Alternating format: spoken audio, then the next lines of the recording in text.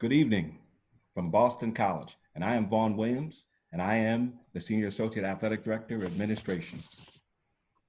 I welcome you to a show at 6, BC and the Common Good. The show at 6 features friends and members of the BC community discussing a range of issues affecting, affecting the world today, all revolving around the theme of common good. Topics include how the BC community is responding to the effects of COVID-19, to the enduring challenges of the marginalized, to our own resiliency and solidarity, and to the upbuilding of human dignity throughout the world. The show is based on the central insight of the common good, that is, the resources that humanity has and needs must be shared equally. For instance, today all of us are called to promote the common good by social distancing, by wearing a mask, and by washing our hands. These practices, like other forms of solidarity, are not only for our good, but for the common good. At 6:40, my co-host and I will ask our guests questions from the audience. Members of the audience can pose a question before 6:40 p.m. in the Q&A button at the bottom of the screen. Let me repeat that. Members of the audience can pose questions before 6:40 p.m. via the Q&A button at the bottom of the screen. They should identify themselves by their name and relationship to BC. Now, my co-host, let me introduce my co-host, Matt Hasselback, class of 98. I think we all know him on the football field and obviously on TV. And we want to thank him for being here. And of course, the guest of honor tonight, Danielle Herzlich and Mark Herzlich, two of the greats, great people in BC community, obviously class of 2010 and 2011. And so with that, we're excited to have them here. We'll start the conversation. So I'll open it up with the first question. How you guys doing tonight, all right? Yeah, we're doing good. Good. Great to have you. There's probably a lot of Boston College people that don't recognize Mark without his signature eye black. So that is Mark. I know. I usually recognize him either by the mohawk or by the fact that he's next to Danielle. Exactly. Good way to go. Good. So the first question, with everything that is going on today in our world, and many people are facing adversity and displaying great resiliency as a product of what they're going through. Talk about dealing with adversity and where you got the sense of resiliency to overcome those challenges in your lives. I know you've had some things to deal with. So Danielle, why don't you go first? Sure. So just a little bit about my story. I grew up in Boston myself, actually. And I witnessed or experienced violence in my home pretty much every day of my childhood. So I grew up in an abusive household, and it was, obviously extremely trying and challenging to grow up in that environment. In terms of where I got my resiliency and all of that kind of stuff is 1000% from my mom, who I think is actually watching this today, right now. So yeah, Mom, if you are. Yeah, I mean, she basically, it's interesting because I had, for me in my life, I had one parent who was abusive, and then I had one parent who was incredible.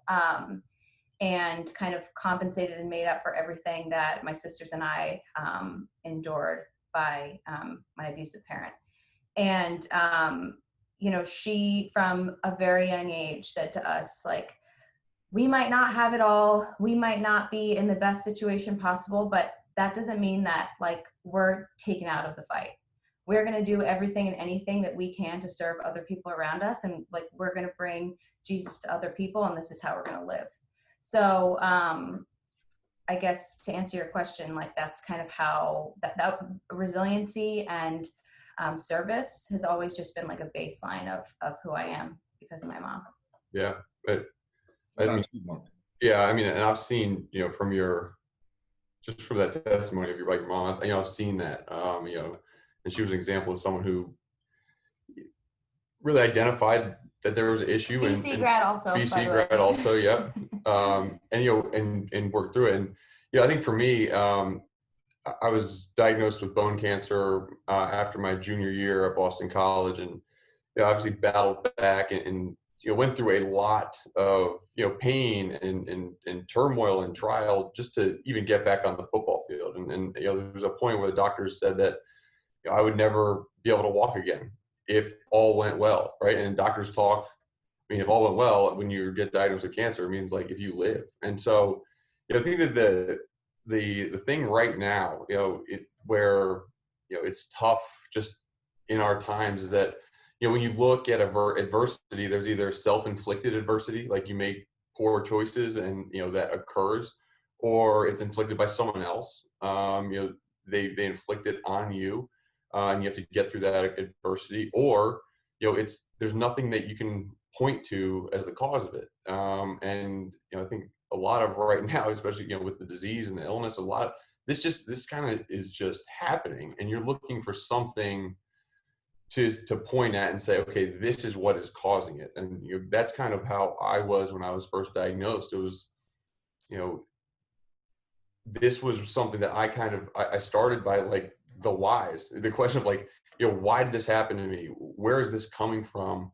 And, you know, when there is no clear answer to the why, it can, if you stay in the why, it can like lead you in this progressive loop, where you never get to the resiliency part because you never get started. And so, I think for me, it was really identifying the fact that, okay, I don't necessarily know why this is happening to me, but the question is, okay, what now? Now that I have been diagnosed with cancer, what do I have to do now to best position myself to get healthy and achieve the goal of playing football again? So that's kind of how I just, you know, step foot into that, you know, mode of achieving a resilient aspect and resilient life. Right. Hey, Vaughn, can I follow up on this just real quick? I don't know if Yeah. people know this, but a lot of people think of Mark Herzlich as this tough, resilient person, cancer survivor. All of that stuff is absolutely true. But what I didn't know when I first met this couple is that, Danielle, you're in the U.S. military. And I remember a really interesting story about when you guys were talking about retirement. Mark, you were talking about retiring from the New York Giants, and Danielle, you were talking about retirement. Can you guys share just a quick bit about you know, how you decided to retire, in terms of, you know, the courage it takes to move on to the next thing? Yeah, I think like going off of what Mark said, like, so it's funny because before we did this, like literally 10 minutes before this, I Googled like the definition of resiliency, because I feel like we throw all these words around all the time, like resiliency and adversity and this and toughness and strength and mental whatever. And I was like, let me just make sure that I even know like what resiliency is. And like one of the synonyms that it gave on the definition was toughness. And it was funny because I was sitting there and I'm like, I'm like, to me, like you can be tough and not resilient. You can't be resilient but not tough. So I mean, I guess that's maybe why they include it in the definition. But like, I feel like for me, resiliency actually requires a form of like softness and gentleness, and kind of like knowing it's not always powering through, like bulldozing what you need to get through to get to the next thing. It's actually like giving yourself grace and understanding that like you need help sometimes, and also that like life isn't this thing that you just like conquer.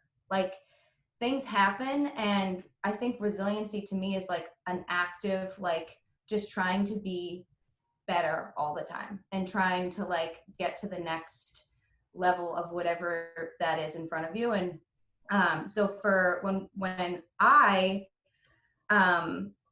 made the decision to retire, I had been in for 10 years at the time. And for me, it was like, I gave and I did what I needed to do. Like I feel like I made a change. I feel like I made an impact in the military in the way that I was supposed to. And it was time to move on to the next thing. And for me, it was to start a family and become a mom. Like that was my next thing. And I felt like with Mark's situation of him traveling all the time with his job and then me not being like fully stable, it wasn't appropriate for us to start trying to have a family when we were both kind of like this.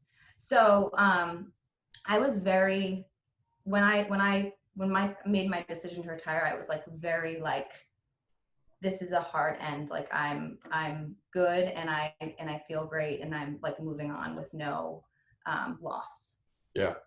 And it's funny because, you know, you chose retirement. I was forced into retirement. Right. You know, I think, and that's kind of true for, you know, they didn't say, hey, yo, Mark, how you feeling? You ready to hang it up? It was like, don't come back. And so, you know, it was interesting because you know, my entire, you know, time playing, I was always, you know, we get to cut day and there's guys who are definitely going to make the team. There's guys who you pretty much know we're going to get cut. And then there's always the bubble guys. Not, you know, I was always a guy who was just like trying to work to make the team.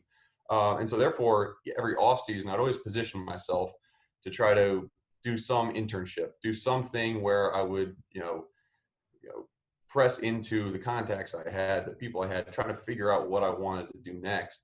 And, you know, as much as I preached that to other players and did it myself, when the time came where, all right, I wasn't ever going to go back, it's funny, you know, it's a different type of resiliency that I needed, right? And I think that when I was diagnosed with cancer and went through that battle, like it was almost like a desperation pushing me. There was one choice, right?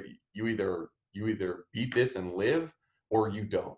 And there was no options. But like now, like I felt something that could have been really bad, but I felt angry, right? And, you know, it's funny because you know, anger is a kind of emotion that if you utilize it improperly, it can be devastating to you. But if you use anger in the right way, it can actually be one of the most motivating emotions that you have. It can be like, all right, I'm upset with this situation, and I want to make this better, and I want to work forward. And you know, we talk about anger a lot, and especially too when emotions like anger come up, you're like, all right, what does the Bible say about that? Like, what should I do? And you know, it's like it says, in your anger, do not sin. But that doesn't mean that anger itself is a sin. It's like when you have anger, you know, use it properly. And so, you know, I think I used kind of the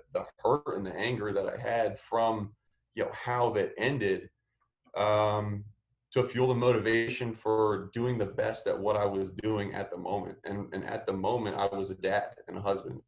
And so I took like all the energy that came through that frustration of, you know, not being able to do the sport I love anymore, and channel it into my home. And then, you know, I've had a lot of control issues in my life. Just, I feel like I want to control things. I want to make sure that I do everything I can to make it work out in my way. And at some point, especially in that time, you just have to like say, all right, God, like I'm going to, you know, keep working, but I'm going to trust your timing on this. And when a job presents itself or comes, I'm going to be ready for it. But right now I'm going to trust you that I'll be okay. And you know, that's kind of, it's funny. They both happened right around the same time. And they were, you know, one was like like I did it, I'm done. And then another one was like, man, like this is not fun. But yeah, you know, and again, it's like, how do you push through and come out the other side? All right. Well, let's talk about this. My next question. The current climate stemming from social injustice due to unrest around racism has really brought forward our responsibility around not being silent. Why don't you guys talk about how both of you have found your voice to serve the common good of others? I know you guys are very active, so talk a little bit about that. Yeah, sure. I'll start. the worry is that I talk too much, and then I want to make sure you get in too. But we're going to give her time. We're going to give her time. Yeah, we'll give her time. I think there is I don't know. So we've been doing these personality tests lately, these Enneagram. I don't know if you guys have ever heard of Enneagram, but like kind of tells you what type of person you are. And for a long time, we couldn't figure out what it was, but I'm a 9 apparently. And so what they say about 9 is like, it's a lot of times 9 men don't want to like speak out. Like they don't want confrontation. They don't want to speak out. And it was interesting because I was like, I had a tough time identifying it because I was like, I feel like I do that.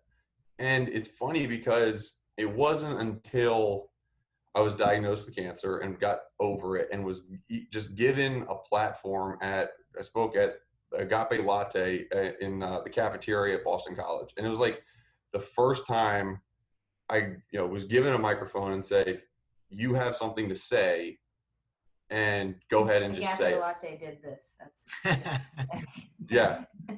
Now they can't stop me. But like it was funny because I think I realized that it doesn't matter who I was, like everybody has something that's worth saying and worth hearing. Right. And so I kind of have gained a confidence and responsibility around what saying what I believe. And so I think talking without being responsible about it, is not the right way. I don't think anyone's saying, hey, speak up, but do it recklessly. That's not what people mean by speak up. It's like, let's speak up and believe what you say and have, honor in what you're saying. And so, right now, especially after what everyone saw with George Floyd, after what everybody has heard and seen about Breonna Taylor, about everybody who has suffered incredible injustice that we've been hearing about for years, that Colin Kaepernick brought to light years ago and people weren't ready to listen. It is the pure fact, and it takes a lot of searching, I think, as a white man especially, to say, man, I have gotten every single opportunity that has been presented out there, and that hasn't been the case for everybody. And, for me personally, as a white man in America, my life has always mattered since the beginning of America, period. That's not true for females. That's not true for people of different colors. As a white man, legally and morally, my life has always mattered. And I think that understanding the privilege that brings, it can attack your pride if you do not have the right heart and mindset about it. But understanding that with the knowledge of letting go of all pride, or the fact that, when you realize God has done everything already and you're just in his plan, you're like, that's not for me to have pride about. Why should I think that my life is any important than anyone else's? So I think that has motivated me to speak out and just share that thought, and not from pretend like I'm standing in anyone else's shoes, but just from my own shoes. Like, what does it mean to me right now to feel this? And, again, take an anger and use it in a positive way, to help encourage, motivate, to point the finger at myself. Like, what could I do better? And that's, to me, that's what kind of fuels the fire, for me to speak out. Yeah. So, sorry, Danielle, you can answer first, but I was really hoping that you would share the story that I heard about the sign that you put up in your hometown and what happened there. Yeah. Yeah. So, to go off of what Mark said, it was, we basically, all of this, kind of blew up. I mean, we've been fighting. We're on the board of 2 charities that work with domestic violence, sexual assault, and gender equality. And but I mean, with that being said, a lot of those issues actually fight systemic racism as well. There is systemic racism in even just those like horrifying issues, but also in gender equality. It's hand in hand with a lot of things that have to do with racism. So we've been like, I feel like our hand has been in this work for an extended period of time. So when all of this kind of blew up, it wasn't unfortunately, there wasn't like a shock for us, because we had kind of knew this was coming for a while, and thank God it did, because now so many more people are, getting their hands dirty. But for this specific instance, a group of friends and us were kind of just talking, and we were just discussing like how horrified we were, and how we were all kind of experiencing trauma through other people's trauma. And just as a group of people that live in this town that we live in Connecticut, how can we do something like where we can affect like palpable change? Like, what can we do that's like just like a tangible thing that we can do? And so one of our friends was like, let's put a sign up. Let's put a Black Lives Matter sign up in our town. And it sounds so silly and simple. And for me, like, cause I'm so justice oriented. Like, I literally wake up every single day and I'm like, what can I do? How can I save all the 27 million people still in slavery? How can I do this? How can I do this? Like, I literally am a little over the top, but it's true. She does, like, every morning she's like, 20 million people are still in slavery. 27. What are we going to do about it today? Yeah. But with that being said, like, so I'm like, a sign, great. Like, we can do a sign, but I feel like we need to be doing more, blah, blah, blah, blah, blah. So, but we said, let's do it. So we hung up the sign, and within 5 hours of the sign being up, it was vandalized. We've got another sign. Within 12 hours of that, it was ripped down. Then it was vandalized again, and then it was taken down again. So we are now on sign 5 here. And so after that, after the first time and the second, and then all the way to the 5th, now I'm like, oh, it's on. Like, this is like, we are not stopping until the sign stays up. And but it also just like definitely it was very disheartening in the sense of like, we live here and racism fully exists. So there was also, it does, but when you see it fully and like tangibly in your face, it's pretty horrifying, no matter like where you are in your like work of racism. And so that, that was really terrible. But then it was something kind of really amazing came out of it, because Mark then posted it on Nextdoor, which is, if you people don't know, it's like this app that like town-wide you can post things on. And he wrote this really beautiful note and said how this had happened multiple times, and there's real racism here, and it made a call to action to donate to the Carver Foundation, which is helps youth in our surrounding areas who just don't have the same opportunities that Mark was saying, like, as a white man in a middle class family, started here on the finish line, when a lot of people are, including myself, when I was a kid, was starting back here. So just provides equal opportunity to try and like even the playing field to get kids into college and whatever. So anyways, we ended up raising, like, literally in like 24 hours, we ended up raising $5,000. And then was able to have ample amount, $5,000 for the charity, and then was able to have like tons of money in like our bank to continue to put the sign up if this is what it, if it comes down to. So again, it's not about the sign at the end of the story, but it's just about, for me, it was a really cool thing to see people from all over like our town all come out of the woodwork and say, like, this is so important to us. And now when you drive around our town, there's like probably every other yard, there's a Black Lives Matter sign. in the yard. So it was really cool. Yeah. And you know, the town we live in, it's a pasty white town. I mean, just it is not very diverse. And I think that the thing that, you know, it's upper middle class, wealthier town, there is not very diverse, and there are I think there's a sense of safety that comes with just living in a place like that, in terms of, we feel like, okay, everybody probably thinks kind of like we do, right? And I think the realization when the sign got defaced and taken down over and over again is that, you know, so many people said to me, gosh, man, I can't believe that would happen here in our town, right? I can't believe it happened in our town. It's like, that happens everywhere. You know, I think you can get a little too comfortable sometimes. But I think it's, you know, it was amazing. You know, it became something that was a real call to action. How about, and amazing.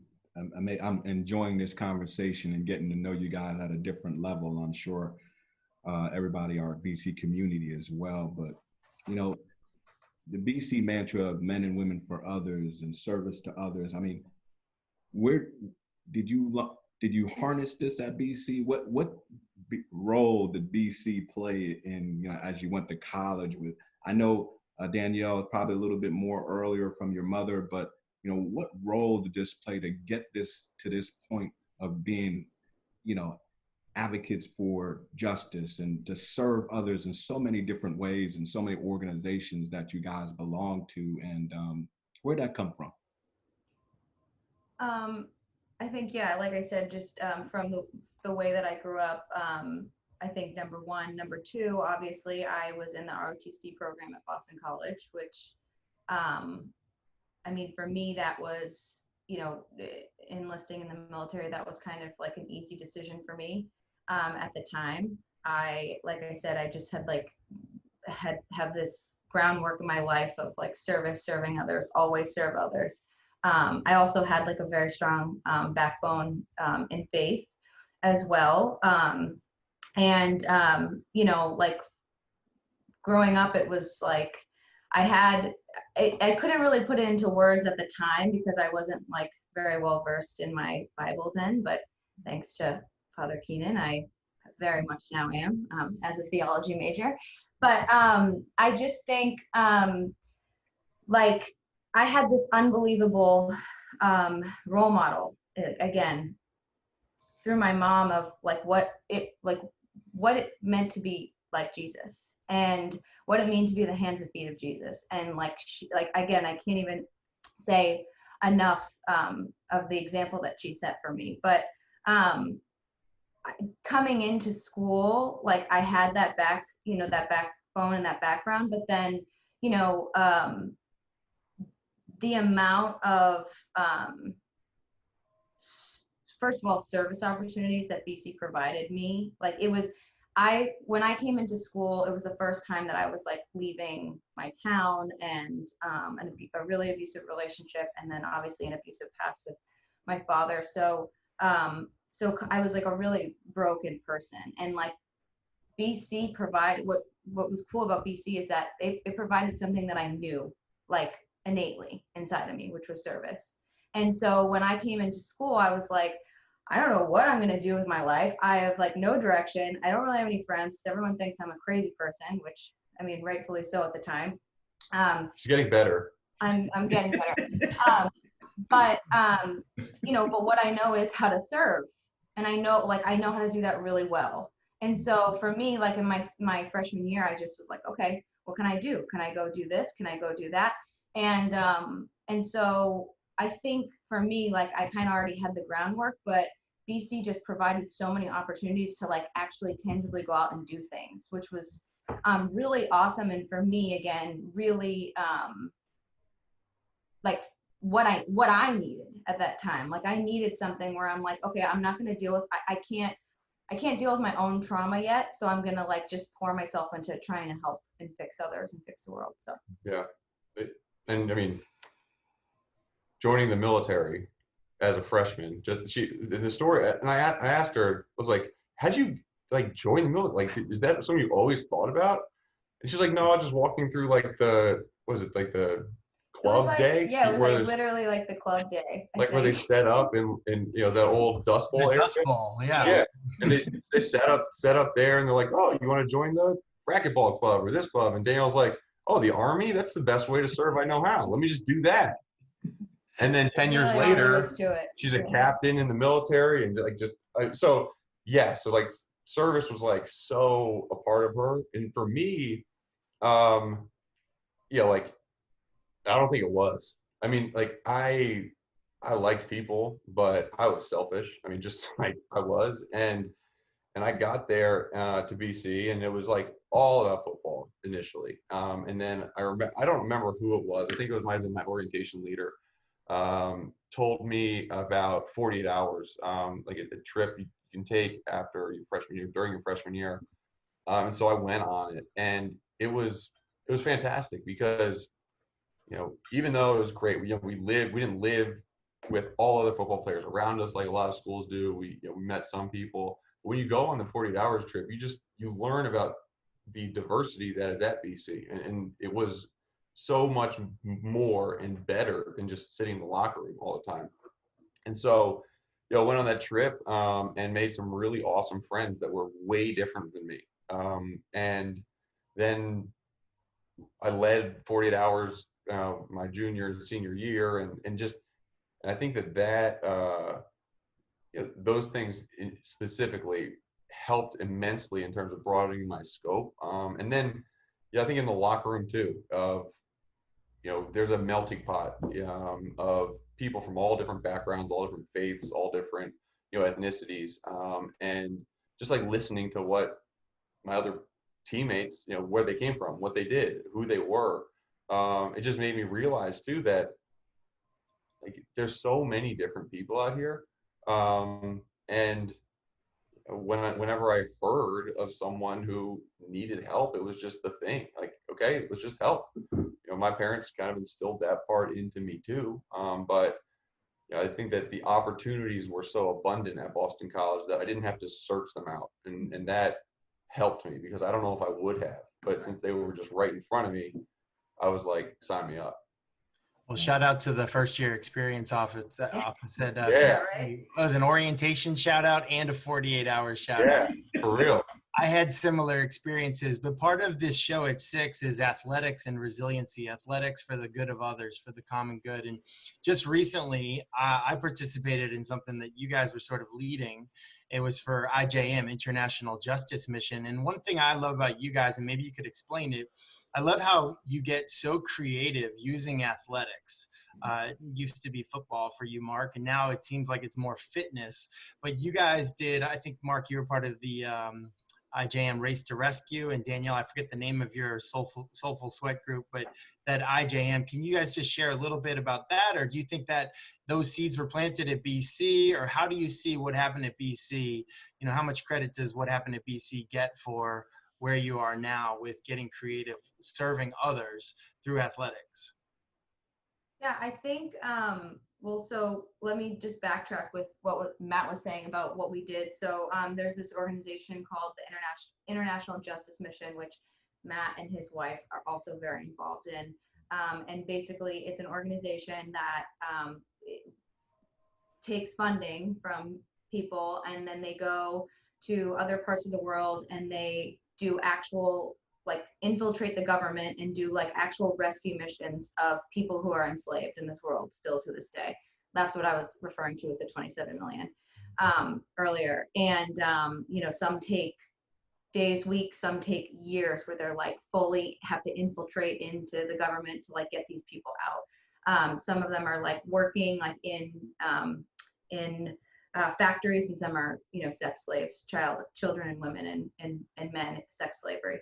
So they came kind of proposed this to us of like, hey, we want to do something with this group. I help lead a group of women in MLB, NHL, and NFL wives in this fitness group all over the country. So I brought this idea to them, and I said, hey, why don't we just do something around fitness that will raise money for IJM. And basically, like, the kind of backbone behind it, and the same, I'm speaking for Mark, but it was the same with the guys, was, you know, like, suffering for others. So, like, we're working out because we have the privilege, because we have the ability to do so. Our bodies are, you know, capable, but also we're free. And, like, we can do this in our own homes, like, with our fancy Pelotons and whatever. And there are people who are literally enslaved in our world. So just kind of putting that into perspective and saying, like, hey, let's work hard for this hour and, like, really, like, crush ourselves in, like, in solidarity for the people who are literally enslaved right now. So that was, like, kind of the motivating factor, and how we were able to kind of cultivate and, like, motivate people around this issue. And yeah, I mean, it was an incredible success. The workout was ridiculously hard. Mark almost passed out. Yep. Matt filmed Sarah lead part of the workout, so he did his part. And it was just a really cool experience. But I think, like, to go back to your question, just with BC and everything, I think for me, I feel there's such an unbelievable sense of gratitude that I feel like every day of my life. And I think, like, when people, when you go through something horrific in your life, and I mean, everyone has, like, whatever that means to that person. It doesn't have to be almost dying of cancer. It doesn't have to be almost dying of abuse. It can be, you know, whatever that means to you. Everyone has a story, and everyone has come through something on the other side. And I feel like, for me, I have this, like, overwhelming sense of gratitude of, like, I'm here, and thank God I'm not where I should be, and I'm here, and what am I going to do with that? And, like, how am I going to impact the world so that someone else doesn't have to go through what I went through, or someone else doesn't have to go through the traumatic thing that, you know, happened to you in your life. And like I said, I mean, the people, when I came into BC, I was a broken shell of a person. And when I left BC, I was like I was a thriving 21-year-old. And I feel as though, I mean, I still have had a long ways to go. I was 21. But I feel like, you know, the relationships that I created and cultivated at BC saved my life. And so, like, in terms of that aspect of BC, I literally, like, I owe BC everything. I mean, I owe BC my husband, I owe BC my best friends, who I think are also on this call right now.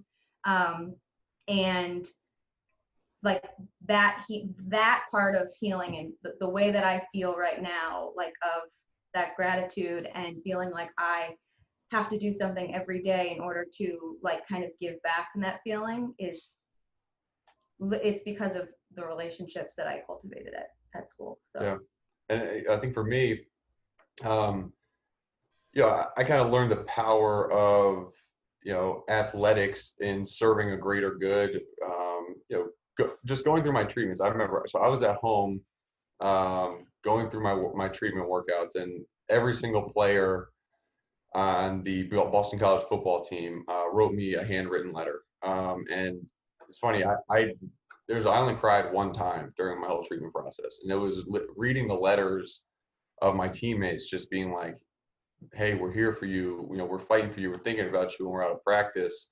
You know, I know it's hard, you know, for you, but we're pushing ourselves as well. And then Ryan Lindsay, who was a wide receiver, he started this program with uplifting athletes, and it was a lift for life. And they created this event where they were going to they had 30 days to raise money, and we were going to do like a strongman competition on the field type thing with tug of war and bench press and all this stuff. And in 30 days, they were able to raise, I think, $29,000 to go to Ewing sarcoma research. and I got, I was up there for the day, and did the bench press and stuff, and like it was us using the gifts that God gave us, and not like trying to do something that we weren't good at. Like we were good at lifting weights and like pulling things and knocking things over. Like that's what we were as football players. And so we were like, all right, how can we do that in order to raise awareness and raise money? So I think that was kind of like the introduction to me, that there's not you don't have to be some sort of genius to make a huge effect or whatever. Use whatever tools. If you are a genius, then even better, like use that. But you can use the gifts that you've been given to make change and a lasting cause. Yeah. Good. I know that there will be some questions in the Q&A, but I want to ask one more question before we go there. Mark, I've heard you talk about the concept of learning about the world from other people. Elaborate on that a little bit. Yeah. I heard you talk about that with the football team, not too long ago. But how does that help? What do you think that people just don't get out of their bubble a little bit, and we need to do a little bit more of it? I think we always, yeah. I mean, I think we always want to do more of it. And I think that another thing that BC did for me was, no one comes up with this stuff on their own either. One thing that BC provides is mentors and people who you can look up to as well. And it just so happens that Matt's on this call, but as I went into the NFL and got involved with the NFL Players Association and PAO, Matt and Sarah, they were a couple that we looked at too. Like there's something about them that is just a little different. Like it's a little bit different, and like what is that about? And the more time we hung out with them, the more we learned about their faith and their Christianity, and how Matt came to his faith and how he persevered to get where he was. And like the other thing we learned about him was that they would go and like sit at people's tables like for breakfast or lunch that they might not even know. And it was just like they sat down and started talking and asking questions and like listening. And that's one of the things that I noticed from a lot of people, Matt included, but people that I was like, there's something different about you. And what is it? It was that they would ask questions and then actually listen to the answers and listen to what people had to say. And so, that was, it was always a part of like my thinking. Okay, I want to know from other people what they think about this or their perspective or their upbringing and how we're different. And what really drove it home was our pastor at Hillsong Church that we go to. He gave it this sermon on talking about distance creates distortion, and he's like, you look at a skyscraper from across the Hudson River, and it looks small, and but it looks shiny and like kind of perfect. And then you get up close to it and it's gigantic and there's imperfections everywhere and all this stuff. And it was like there creates this distortion when you are farther away from things, that you can't really see them for what they truly are. And when you can shorten that distance, when you can listen to people and learn about their experiences, learn about their cultures, learn about what makes them different than you, then you can really understand who they are. And when you do that, that distortion of fear or hatred or whatever it is, all that goes away. And you see them for what God made them, humans. Like we are, Vaughn, I think we were talking, earlier, like we are all children of God, but yet we refuse to know each other. Like we're all like brothers and sisters, but we kind of refuse to get to know each other. So, when I talk to young people, I encourage them to get out of their comfort zone, to just, maybe it's a man thing, maybe it's just a human thing. But I know for me, like sometimes it just feels easy and comfortable to just like stay in my own lane, right? But it's when you stress that and you step out and you just say, hey, I want to get to know other people and really challenge my own beliefs with what your beliefs are, that then I can grow, and then I can really learn the way God wants the world to be. Yeah, I think like just going off of what you said, like I think the for me, the biggest thing that I want to instill, we have a 2-year-old son. Like the biggest thing that I want to instill in my son is like the gift of empathy. And I really believe that it's a gift, but it's something that you have to work on and actively like help someone through, especially a 2-year-old. And I think like, I mean, we don't have enough empathy in this world, number one, but also, I just think like the power of sharing your story is like so important. And that's like how, like that's how Mark got his platform. Like he decided to share his story of resilience with the world, and he didn't have to do that. That wasn't something that like he had to do, but he chose to do it because he knew that it was going to help other people. And it's the same with, with me, or the work that we do with domestic violence and sexual assault is just like, I can empathize with people who have gone through that. And I mean, there's people, and then there's things in my life that I can't empathize with because I haven't gone through that. But that doesn't mean that I can't have empathy for that person. And that doesn't mean that just because it's not my truth, that it's not someone else's. And that doesn't mean that I'm not going to get down in the dirt with them and pull them back out and acknowledge their pain and suffering and move them along with me. So, but I mean, I think it all starts with like the power of your story, and just like really like sitting down and understanding like where someone came from, why they are the way they are, and like really just like validating their experience. Right. It's so great.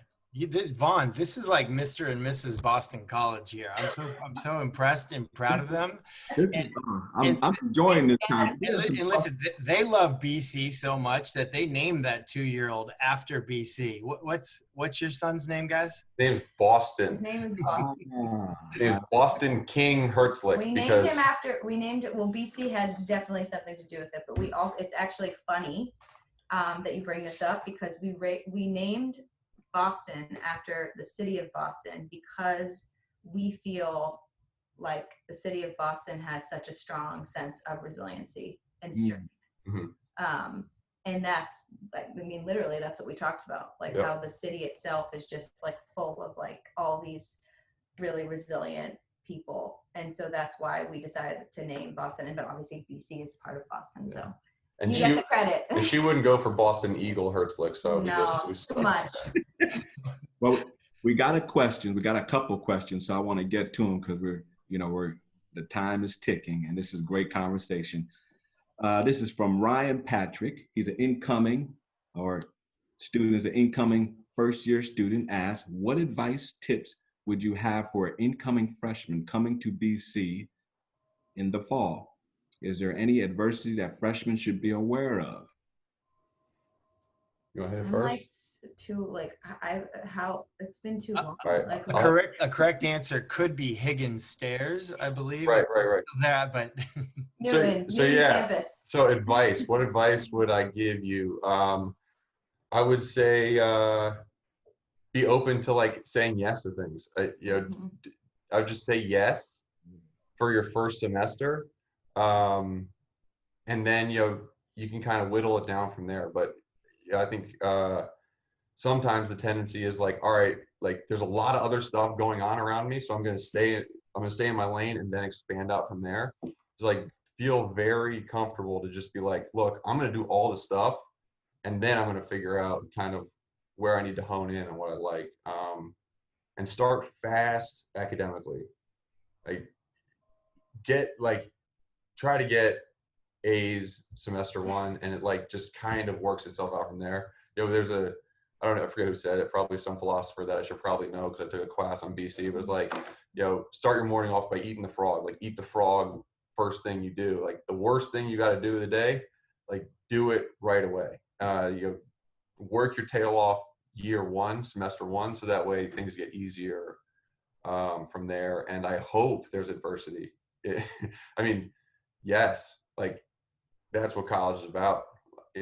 College is about adversity. So like you go there and you will learn a lot about whatever your chosen major is. But, if there's not adversity, then the school's not doing their job. Well, it helps you find yourself too. I mean, be able to, this is a lot of times, this is like your first, well, at least for me, like I was kind of on my own for the first time, and you know, putting myself into uncomfortable situations so that I could then like figure out like, okay, what am I going to do here? Like, how am I going to do this? How am I going to like honorably, you know, get myself out of this situation or whatever? I feel like is definitely constructive. But yeah, I think I agree with what you're saying. Say yes as much as you can. Cool. There's a similar question there, very similar, from Amy of the School of Management. Specifically, though, is there any adversity? What was your greatest adversity your first year, your freshman year? Mine was, I guess mine was, you know, so I played my freshman year, and you know, I also, you know, I mean, I dated a girl from high school, and she broke my heart freshman year. And like, I mean, there's like, I was gonna say, if you didn't say that, that's definitely that was it. Like, in all honesty, like, yeah. you know, I learned what it meant to have a broken heart and like find myself in something else besides my girlfriend, and then maintain football in school. So yeah, it's real stuff. I think that's a lot of freshmen's story, the long distance relationships that don't work out. Yeah. Vaughn, we've got another question here from Sarah, class of 97, School of Management. Basically, I'll summarize the question, but specifically, it's obviously that you guys are very good friends, but how can you speak to the resiliency in your marriage? Anything you've done or are doing to make sure that your marriage is strong? We can definitely do that. Yes, yeah, I think like it's funny because since Mark and I have dated, but then since we've been married specifically, I think at least for me, and we've talked about this, so I can speak for him. Like one of our favorite things about us is that like we make each other better, and we are a partnership. Like we call each other teammates all the time, and literally, I think one of my biggest strengths as a person is my relationship with him. Just coming from like what I came from and being able to be in a extremely healthy, loving partnership with a man is like an unbelievably huge deal for me. And it's something that I'm so grateful for, and I don't take it lightly. And then on top of that, when you add, like, we're new parents, our son is 2, you know, when you then you add like a child to the mix, it's like, you know, all hell breaks loose. And you know, I still think, I feel like again, one of the best things about us is that like our communication is just so rock solid that we are able to like continue through being, like I said, being individuals, but like living very parallel lives.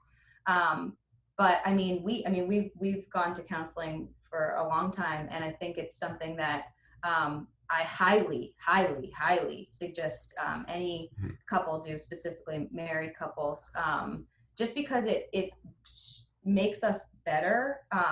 100% of the time we leave there always thinking like something constructive came out of it.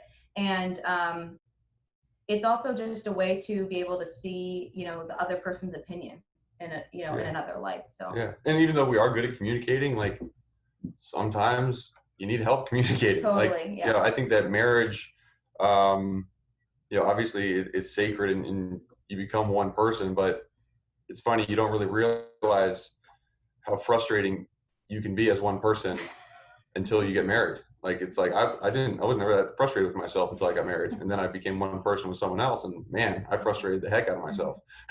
But, you know, it's like, I think that we're intentional too about continuing to learn and grow. And, you know, not staying stagnant and then sacrifice. I mean, you know, if we preach that we want to sacrifice in the community, like the first community that we need to sacrifice is the community of our own house. And, you know, Black Lives Matter. It's great to put it on the street outside, but does it really matter at your dinner table? Do those things matter, you know, when you bring them home inside? And I think that those are things that we've been good at, of like, okay, you know, we're not just going to say we do these things. We're going to come and really do them inside our home. Yeah. And going along with what you like, my passions are like, he comes alongside me and they might not be exactly like what he's super passionate about, but he's like, what do you need me to do? How can I support you? And it's the same thing for me. Like anything that he's passionate about, or except for camping, she doesn't want to go camping. That's not a passion of mine, though. When after you're in the military, you're just camping's kind of out.